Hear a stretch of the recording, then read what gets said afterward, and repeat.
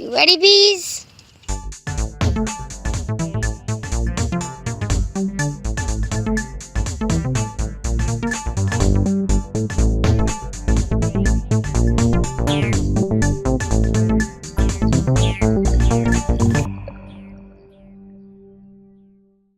What's up, everybody? So today we're going to do another inspection. I know it's been a while since we've had one. I'll explain that. Basically, if you recall in the last video, we actually put this honey super on here. After we put the honey super on there, we didn't really want to disturb or mess with the bees. We just wanted them to do as much work as possible. So we didn't do any inspections. You know, it's only been about 3 weeks. Like I said, we got them on late.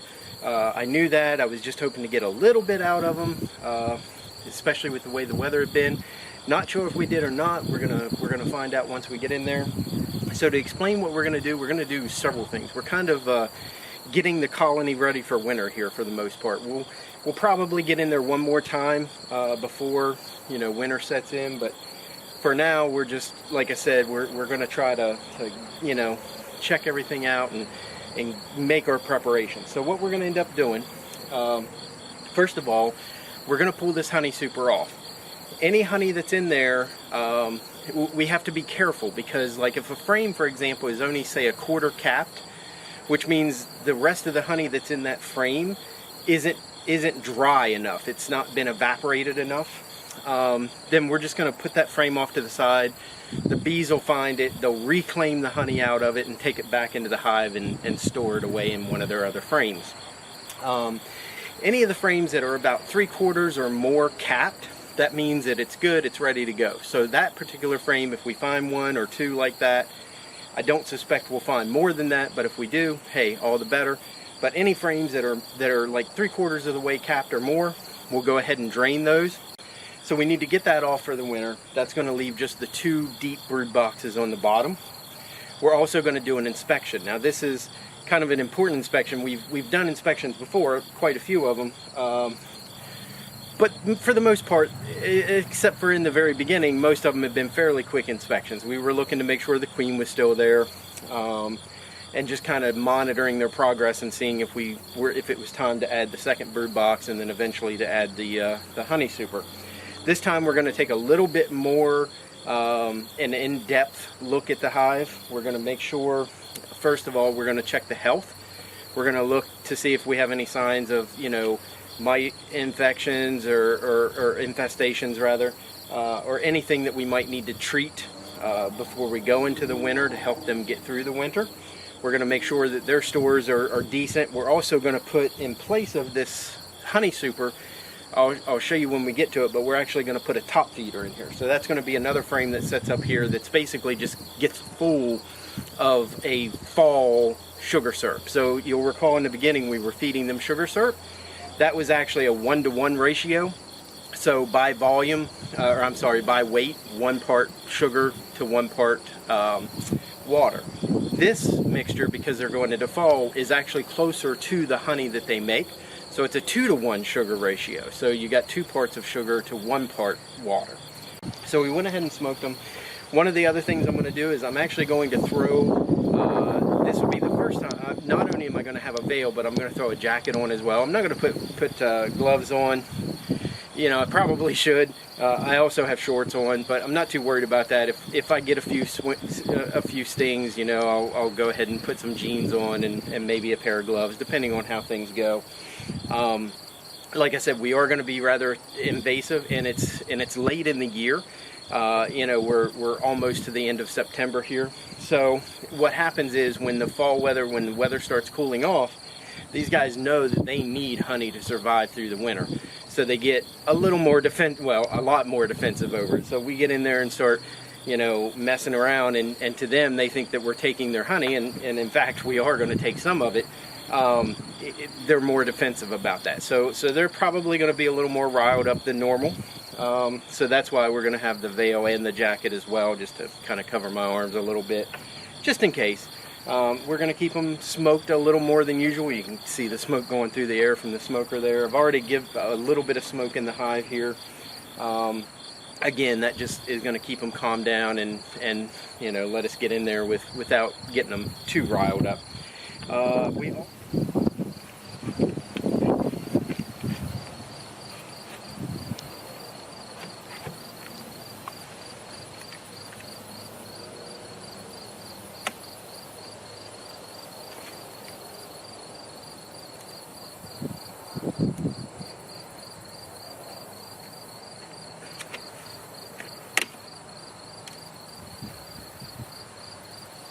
you can hear we're making lots of cracking. That's also because the bees have propolized everything.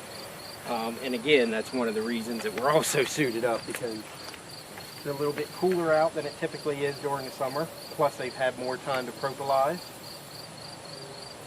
So as gentle as you want to try to be, you just can't stop it all. You're going to make noise, and they don't like that noise. Alright, so we're going to get this off first.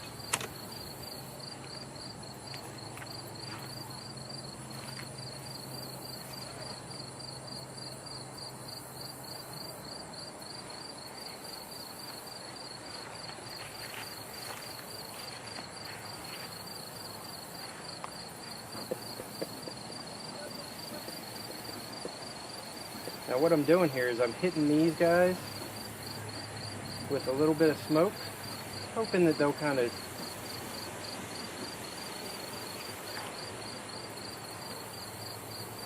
go down back into the frame, since they were all up on top of this queen excluder. That queen excluder is going to come off of the hive, by the way.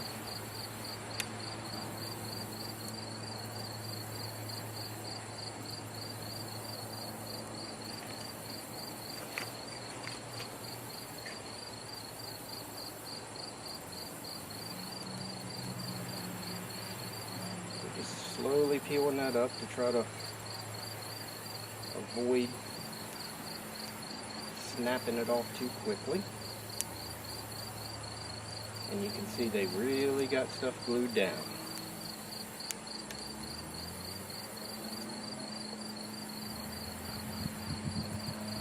That's basically them getting things ready for winter.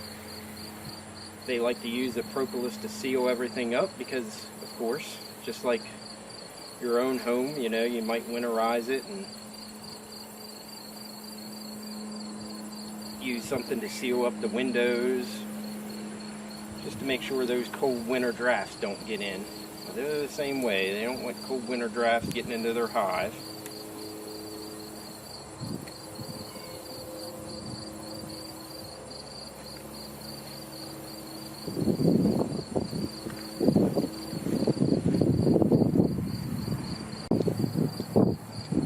Get our first one out of here.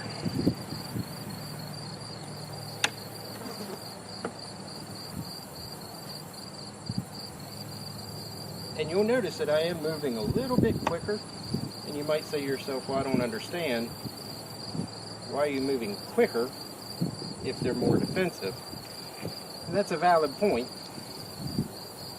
So just looking at this, got nothing on one side, a little bit on the other side, so that's fine.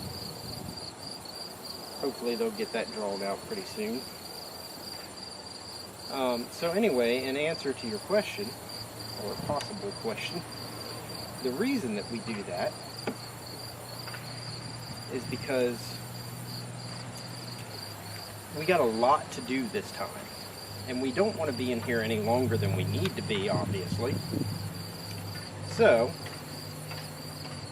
even though normally we want to move really, really slow, we're going to move medium slow, if that makes any sense. So, we're looking now. There's a drone. He'll be getting out of there pretty soon. Essentially what we're looking for is we're looking to make sure that everybody looks relatively healthy. We don't want to see any signs of parasites, deformities, anything like that that might indicate mite infestations. And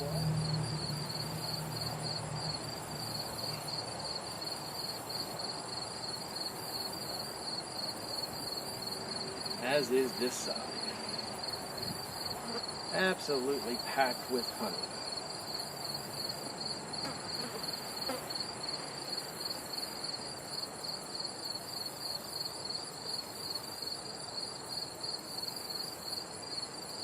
It's a beautiful thing. We'll find this one the exact same way.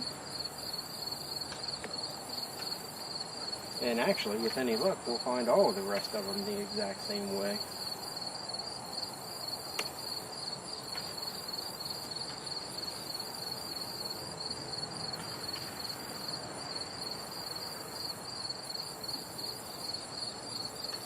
Beautiful.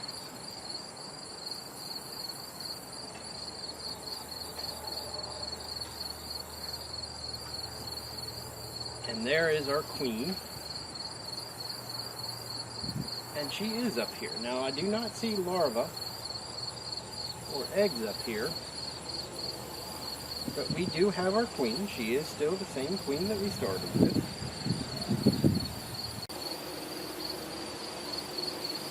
Now this frame is actually very light.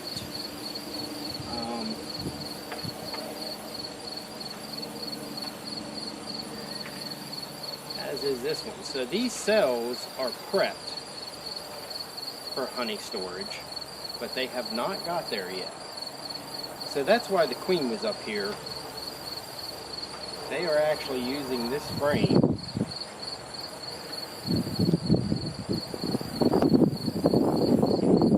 for honey storage. Or I mean, they were using this frame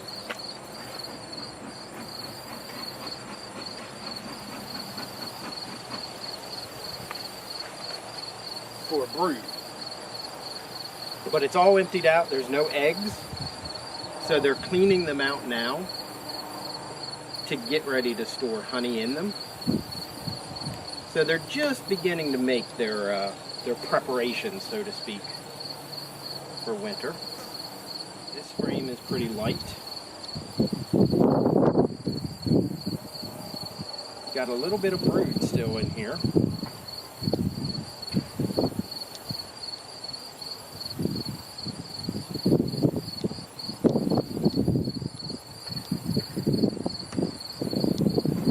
They're starting to put a little bit of honey in that. So, that's good. That means our timing is probably just about right for doing what we're doing. Let's see what we got on these last two. And so far I've been looking at the bees, again looking for any, signs of mite infestation or disease or anything like that. And so far I haven't seen anything. Everybody looks happy and healthy.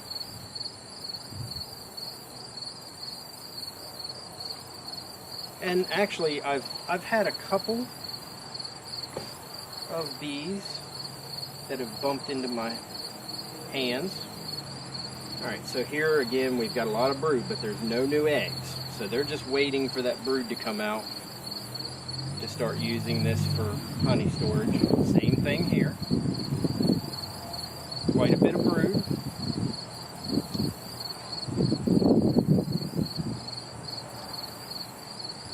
But no new eggs, which is perfect. Because again, we don't want them laying eggs up here into the winter. We want this to all be used for honey storage. And we're about to feed them, which means they're going to have lots of honey to store. So this is about half honey, half empty comb. And here they've basically started packing it full of honey. No brood. So there's a few frames that still have a little brood in them, as we saw. Now we're going to try this.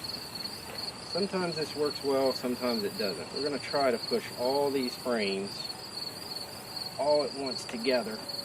There we go. Sometimes the propolis makes it difficult to do that, but makes it easier if we can do it that way. Alright.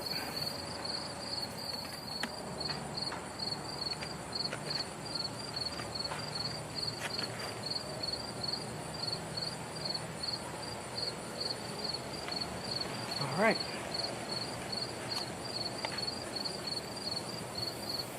Going to our bottom box. But really, I've seen that the population looks pretty healthy. I don't see any signs of mites or disease.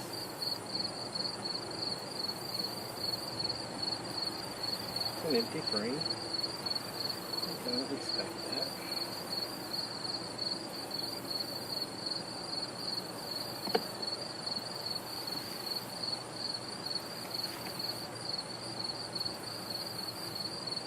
So what I was saying earlier, before I got distracted, is that I've had a few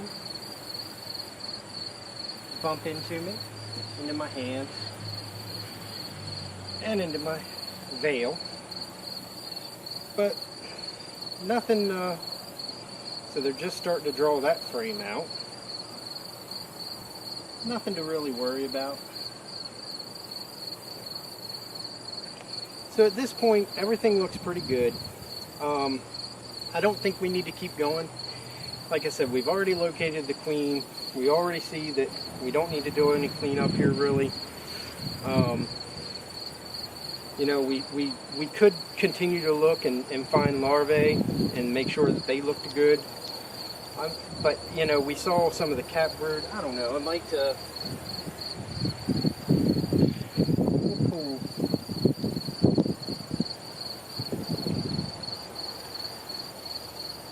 a couple to the side here.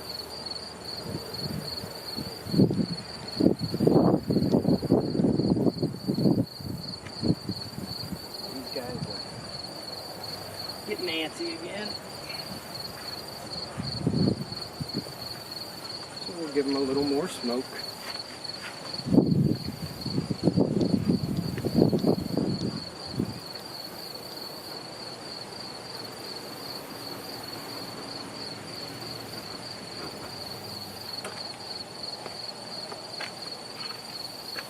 But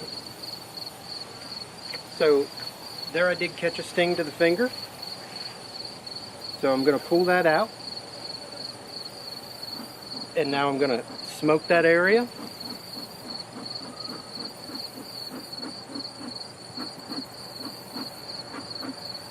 And basically what that's going to do is just kind of cover up that pheromone that they can smell, which would cause them to sting more in that space.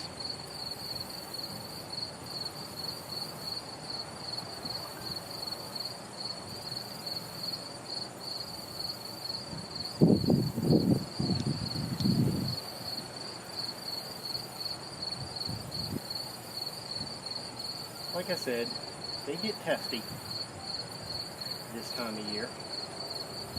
Can't blame them for that. I mean, the way I like to think of it is this.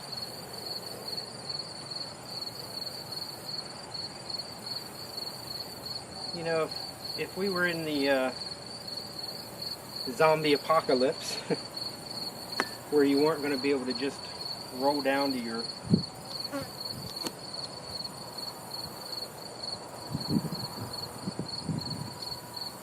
corner store to pick up groceries for the winter.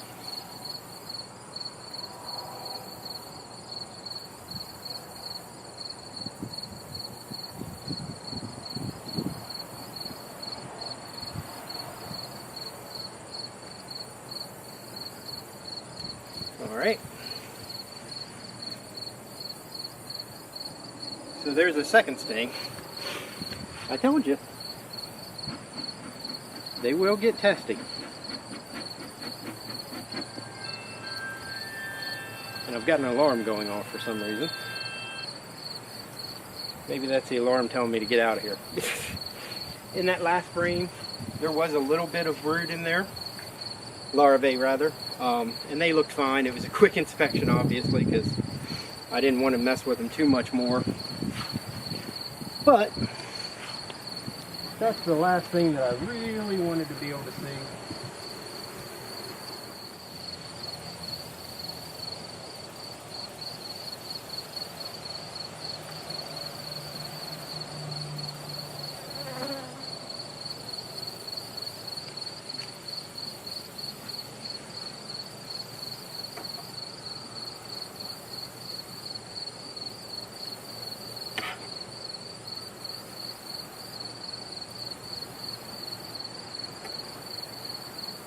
Okay, now we're going to get this box back on top.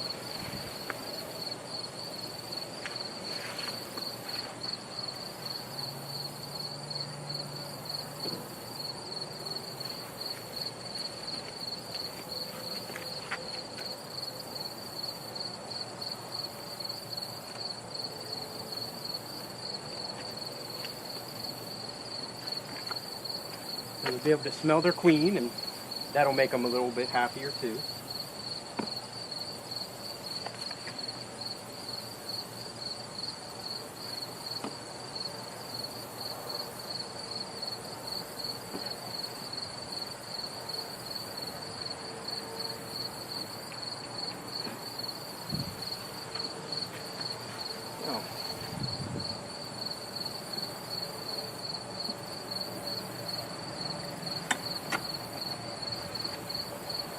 Be easier if that's not on there.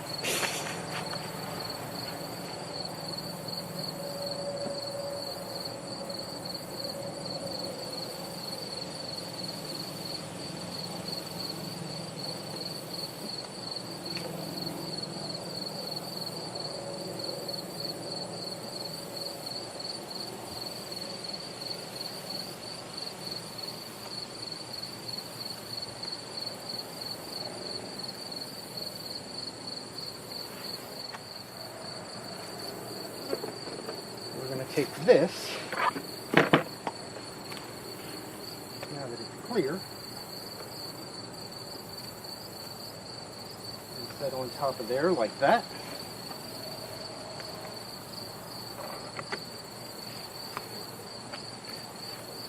And now we're going to make them real happy.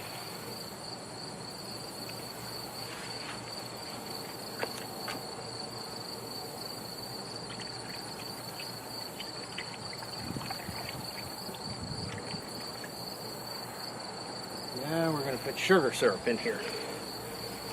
That's going to make them happy.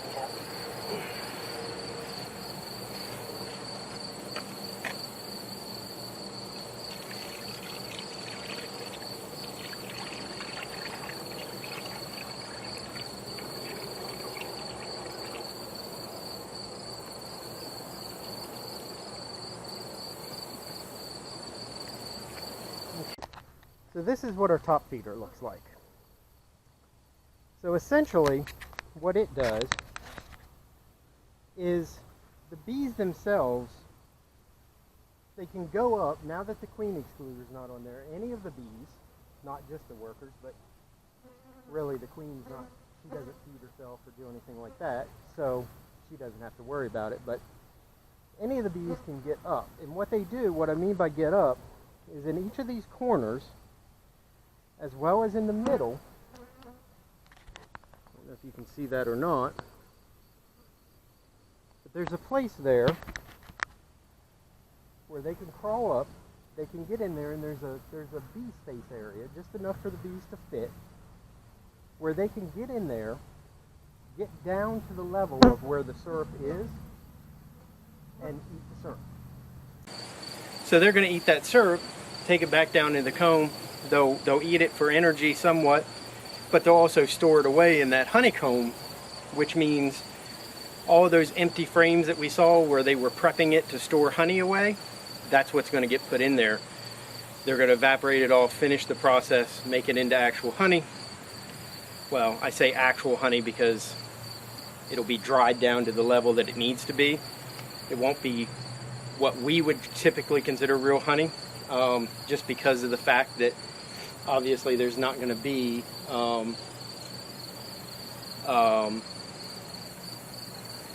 nectar. It's not going to be made from the nectar of plants or things like that. It's just going to be made from sugar. But that's okay. They can survive on it either way. Is that it?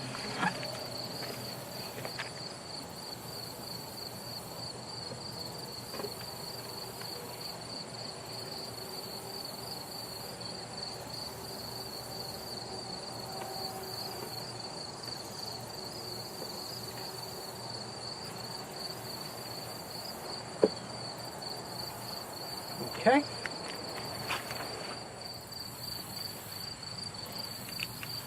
Start with our edges.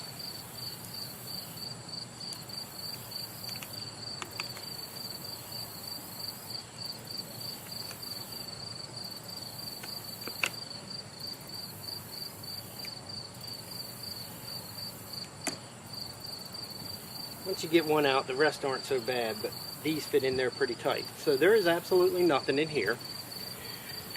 Which again, we didn't expect anything really on the edges for the most part. I don't know that there's going to be anything in here at all. They may not even have had time to seal the cells with all this empty comb and everything that they had. But we'll take a look just to see. Nothing in there. Looks like they have been working on sealing it a little. So that's a good sign. At least something happening.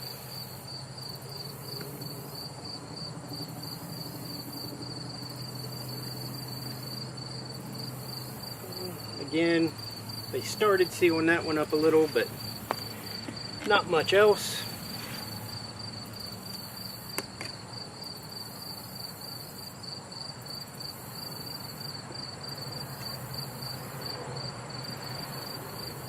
Nothing on there.